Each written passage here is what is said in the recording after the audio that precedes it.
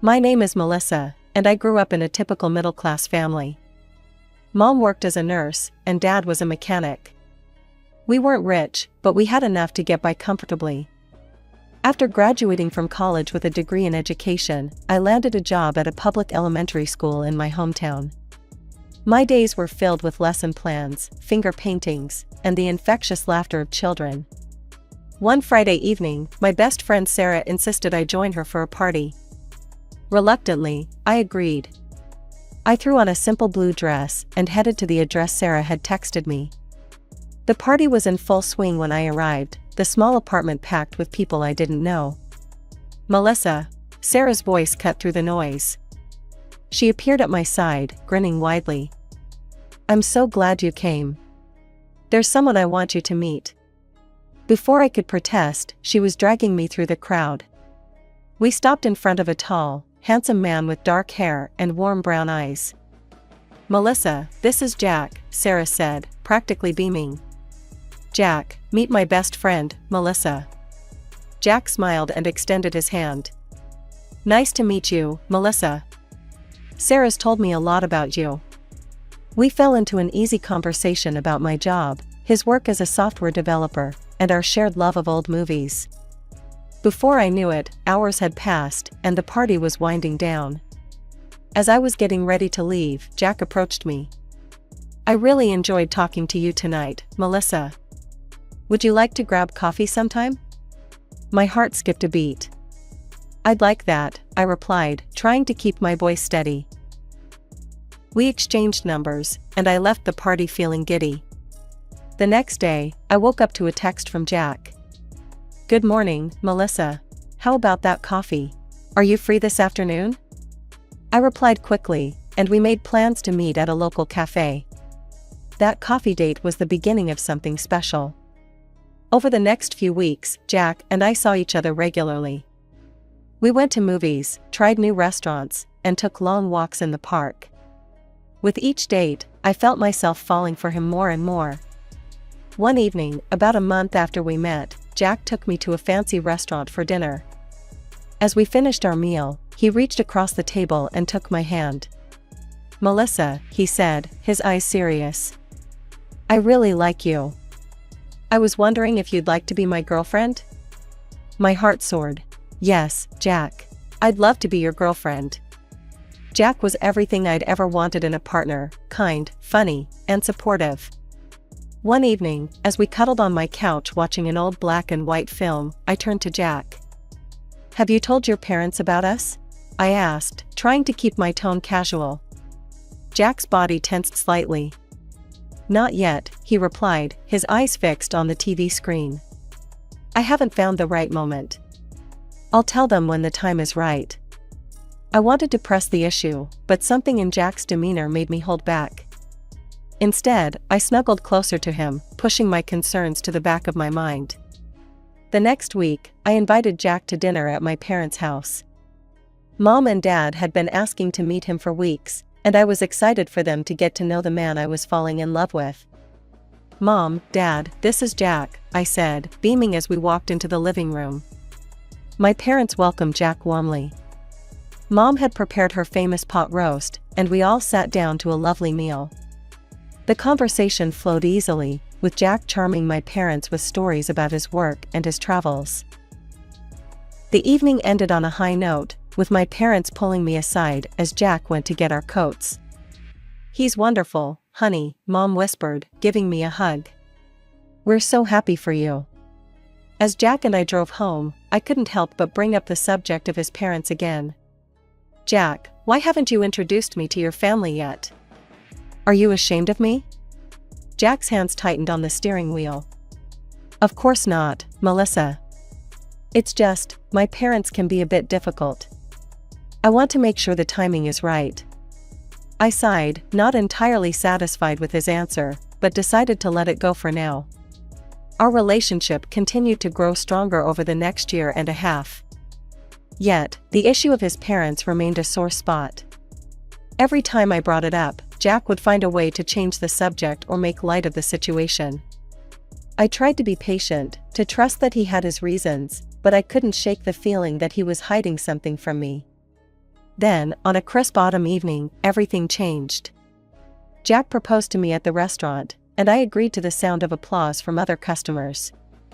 On the drive home, still giddy with excitement, I turned to Jack. "I can't wait to tell my parents. They're going to be so thrilled." Jack smiled, but I noticed a hint of tension in his expression. "Actually, Mel, I think it's time you met my parents.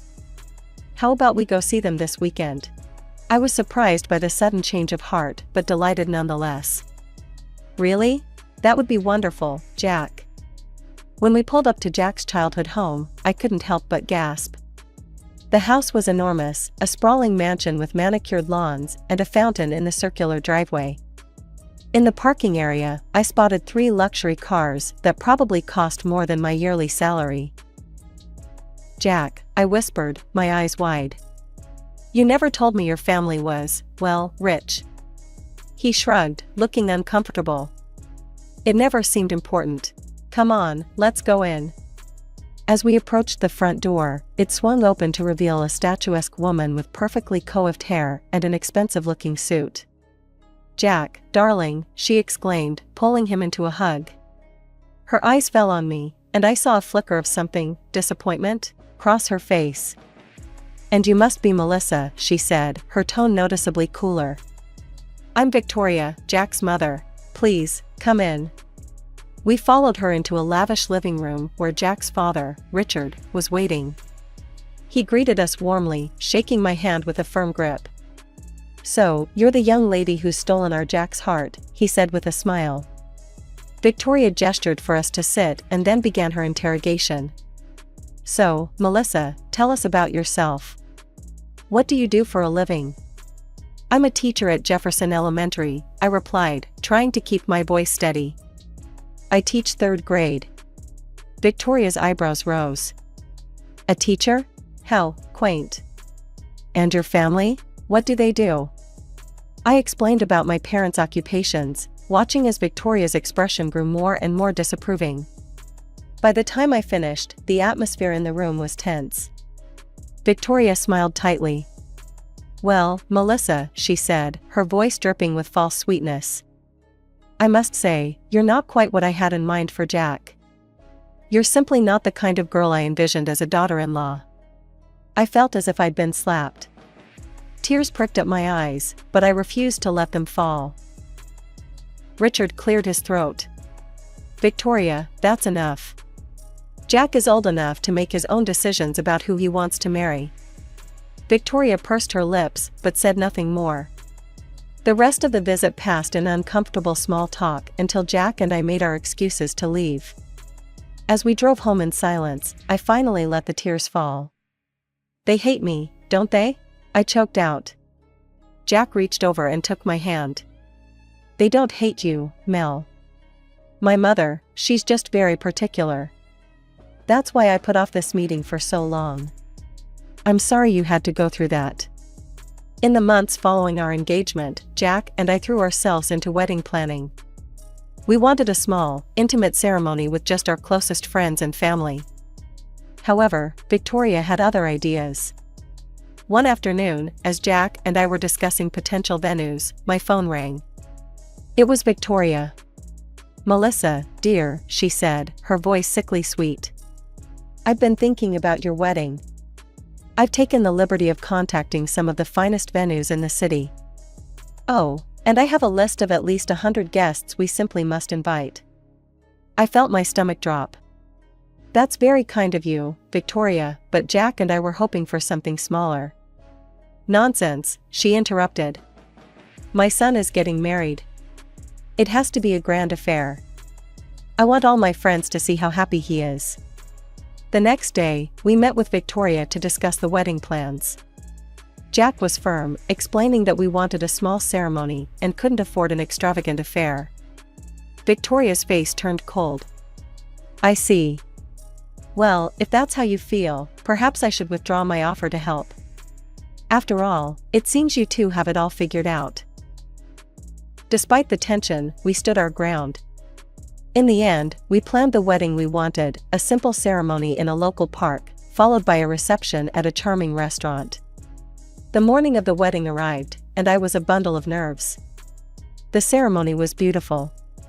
Jack's eyes filled with tears as I walked down the aisle, and when we said our vows, I felt like my heart might burst with happiness. During the toasts, Victoria stood up, glass in hand. My stomach clenched, dreading what she might say. "Well," she began, her voice carrying across the room. "This certainly isn't the wedding I envisioned for my son. But I suppose we must make do with what we have." A shocked murmur ran through the guests. Victoria continued, her words becoming increasingly critical of the simple decorations, the food, and even my dress. With each word, I felt smaller and more humiliated. Finally, she turned her gaze directly to me. "I must say, I'm not entirely comfortable in this company. I think it's best if I take my leave early." With that, she set down her glass and swept out of the room, leaving a stunned silence in her wake. Our friends and family rallied around us, offering words of support and trying to lift the mood. Gradually, the party resumed, and by the end of the night, Victoria's dramatic exit was almost forgotten in the joy of celebration. After our honeymoon, Jack and I settled into married life in his apartment. However, my happiness was short-lived as Victoria began to make her presence felt in increasingly intrusive ways. One afternoon, I came home early from school to find Victoria in our living room, rearranging our furniture. I was shocked to see her there, especially since we hadn't given her a key. When Jack got home, I told him what had happened. He looked uncomfortable, but promised to talk to his mother about boundaries. However, Victoria's unexpected visits continued. She'd show up unannounced, always with some excuse about helping or checking on us. One day, as I was leaving for work, I overheard Victoria talking to our neighbor, Mrs. Johnson, in the hallway. I stopped short when I heard my name. "You know, you really should keep an eye on Melissa," Victoria was saying in a low voice. "She comes from a less desirable area. One can never be too careful with their jewelry." Over the next few weeks, I noticed a change in how some of our neighbors treated me. Friendly smiles were replaced with wary glances, and casual conversations in the elevator became awkward silences. It was clear that Victoria's words had had an effect. That evening, I broke down in tears as I told Jack what I'd overheard. He was angry and immediately confronted his mother, demanding she return the spare key she'd somehow obtained. Victoria's response was to play the victim, accusing me of turning her son against her. She began posting thinly veiled criticisms of me on social media, never mentioning me by name but making it clear who she was talking about. Then, one day, I was called into the principal's office at school. Mr. Thompson, my boss, looked uncomfortable as he slid an envelope across his desk to me. "Melissa, we received this complaint about you," he said, his voice kind but concerned. Normally, we don't put much stock in anonymous letters, but given the nature of the accusations, I felt I should bring it to your attention. With trembling hands, I opened the envelope and read the letter. It was a litany of false accusations, everything from theft to inappropriate behavior with students. My mind reeled. There was only one person who could be behind this, Victoria. Mr. Thompson assured me he didn't believe the accusations, but warned me that rumors had started circulating among some of the staff. As I left his office, I could feel the stares of my colleagues, hear the whispers behind my back. As the months passed, what should have been joyous family gatherings turned into nightmarish ordeals. Every holiday, every family dinner became an opportunity for Victoria to belittle and humiliate me in front of Jack's friends and relatives. The breaking point came at a party Victoria hosted at her home. I'd worn a simple white skirt, feeling pretty and confident for once. As the evening wore on, I noticed people giving me odd looks and snickering behind their hands. It wasn't until Jack arrived late and pulled me aside that I learned the horrifying truth.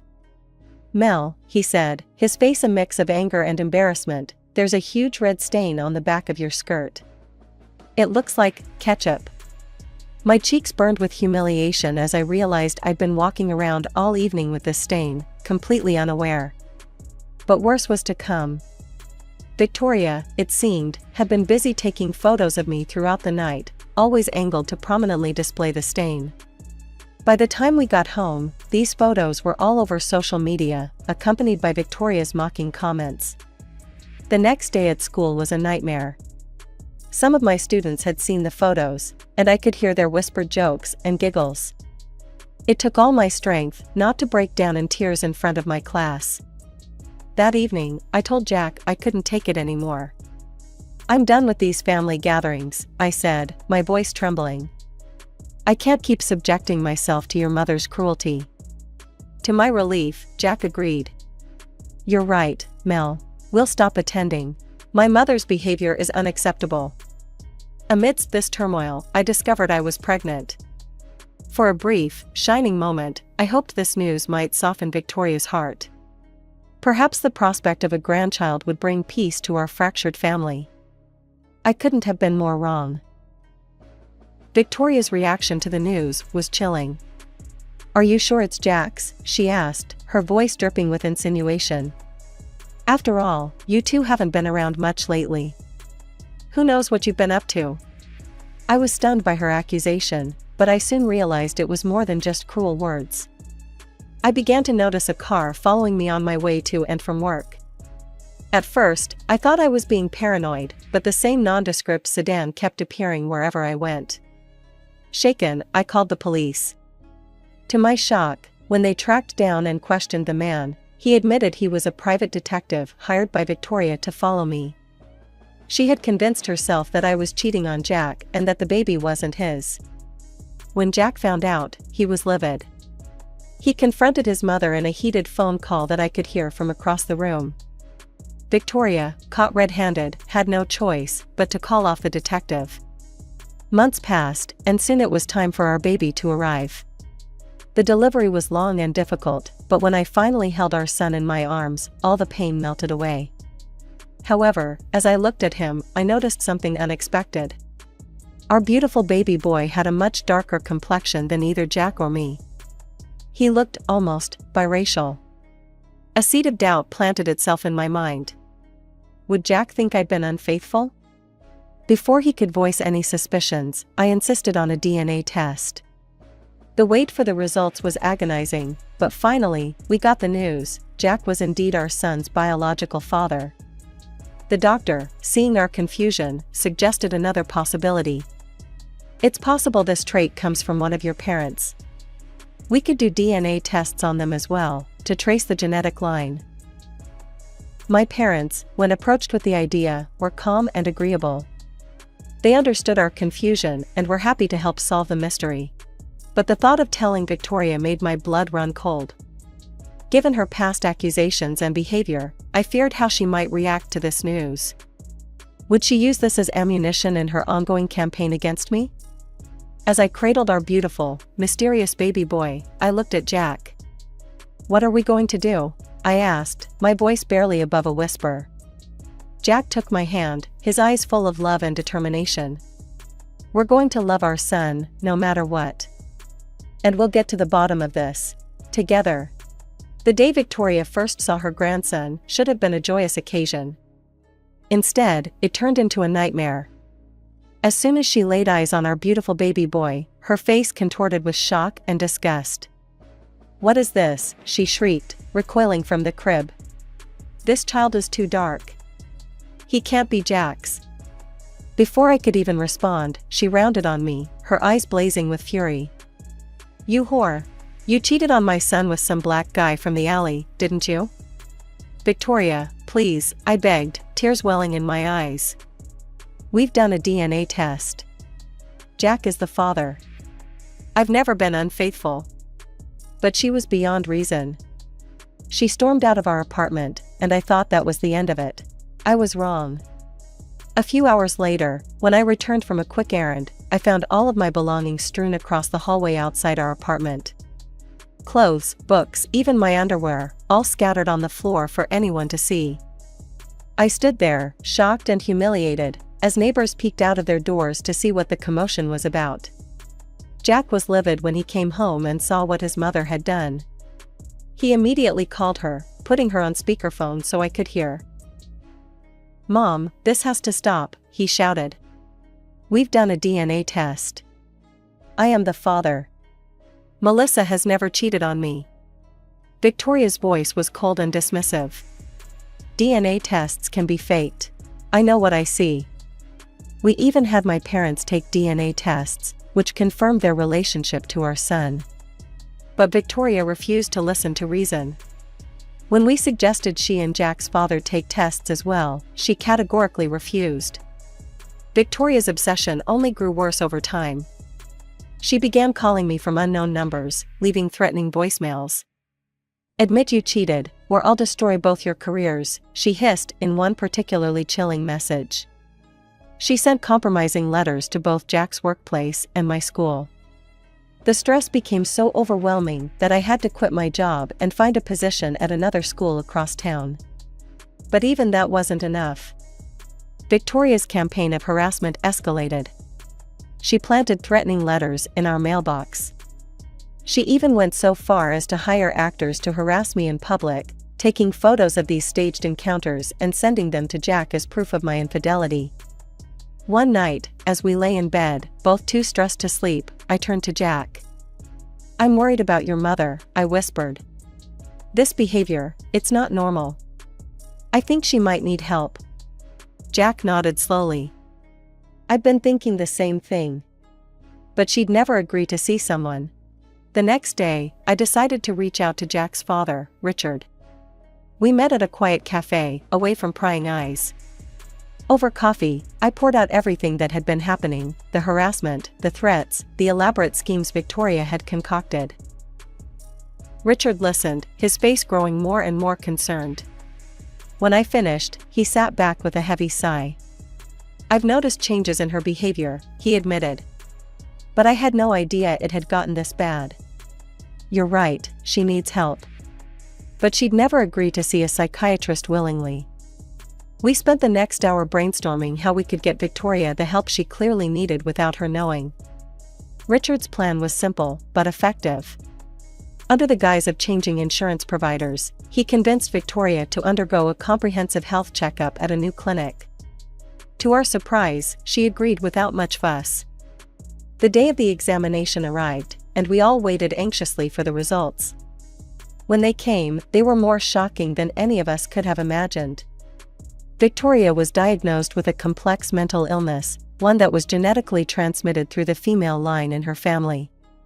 The doctor explained that without early intervention, the women in her family tended to experience severe mental health deterioration as they aged. Victoria's erratic behavior and obsessive actions were symptoms of this progressive condition. The news hit us all hard, but it also brought a sense of relief. There was a reason for Victoria's actions, a medical explanation for the torment she had put us through. With the diagnosis came a treatment plan, and Victoria was admitted to a specialized clinic for care. But the revelations didn't stop there. Richard, in an attempt to understand the genetic components of Victoria's condition, decided to undergo genetic testing himself. The results shook our family to its core. Richard was not Jack's biological father. When Richard shared this news with us, the pieces suddenly fell into place. It wasn't me who had been unfaithful, it was Victoria, years ago, with a man of African descent. The very thing she had accused me of, she had done herself. I expected anger or resentment from Richard, but his reaction surprised me. He looked at Jack with tears in his eyes and said, "Son, I may not be your biological father, but I raised you. I loved you from the moment you were born, and nothing will ever change that. You are my son in every way that matters." Jack hugged his father tightly, affirming that Richard was and always would be his dad. As for his biological father, Jack decided he had no interest in searching for him. "The man who raised me, who stood by me through everything, that's my real father," he declared. With Victoria receiving the care she needed and the truth finally out in the open, a sense of peace settled over our family. Richard, free from Victoria's influence, became a doting grandfather to our son. He would spend hours playing with him, marveling at his curly black hair and striking blue eyes. One evening, as we sat in the living room of Richard's spacious house, he made an unexpected proposal. "Why don't you all move in here?" he suggested. "This place is too big for just me, and I'd love to have my family close." Jack and I exchanged glances, then smiled. It felt right, like the beginning of a new chapter for all of us. We agreed, and within a few weeks, we had moved into Richard's home. Life settled into a new, happier rhythm. Our son grew into a handsome, swarthy boy, his mixed heritage evident in his features. But to us, and to everyone who knew our family story, his appearance was simply a part of who he was, a beautiful, loved child. Victoria remained in the clinic, receiving the care she needed. While we didn't visit often, we made sure she was comfortable and well treated. It wasn't a perfect ending, but it was one we could live with.